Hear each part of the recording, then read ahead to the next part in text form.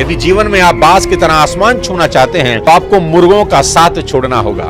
एक शानदार कहानी से समझते हैं। मुर्गी पालने वाले को एक रोज बाज का एक अंडा मिला और उसने इसे मुर्गियों के दड़बे में रख दिया। समय बीतने पर बाज का बच्चा भी मुर्गी के बच्चों के साथ पलने लगा और खुद को इन्हीं की तरह मुर्गा समझने लगा। एक दिन उस बाज ने आसमान में एक बड़े पक्षी को उड़ता हुआ देखा। बड़ा इंप्रेस हुआ। उसने आसपास की मुर्गियों से पूछा, वह कौन है? तो मुर्गियों ने जवाब दिया, वह बाज है, पक्षियों का राजा है, आसमान में रहता है, हम तो जमीन पर रहते हैं क्योंकि हम तो बस मुर्गे हैं। उनकी बात सुनकर वह बाज पूरी जिंदगी मुर्गे की तरह जिया और मुर्गे की तरह ही मर गया, क्योंकि जीवन भर वह खुद को मुर्गा ही समझता रहा। अधिकतर लोग बेहद ऑर्डिनरी जीवन जीते हैं और मर जाते हैं। उन्हें एहसास ही नहीं होता कि उनके अंदर बाज के बच्चे की ही तरह कई योग्यताएं छिपी हैं जिनको वो कभी इस्तेमाल ही नहीं करते। यदि जीवन में आप बाज की तरह आसमान छूना चाहते हैं तो आपको मुर्गों का साथ छोड़ना होगा।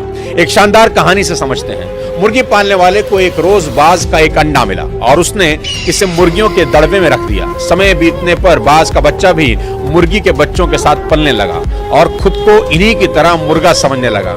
एक दिन उस बाज ने आसमान में एक बड़े पक्षी को उड़ता हुआ देखा। बड़ा इंप्रेस हुआ। उसने आसपास की मुर्गियों से पूछा, वह कौन है? तो मुर्गियों ने जवाब दिया, वह बाज है, पक्षियों का राजा है, आसमान में रहता है, हम तो जमीन पर रहते हैं क्योंकि हम तो बस मुर्गे हैं। उनकी बात सुनकर वह बाज पूरी जिंदगी मुर्गे की तरह जिया और मुर्गे की तरह ही मर गया, क्योंकि जीवन भर वह खुद को मुर्गा ही समझता रहा।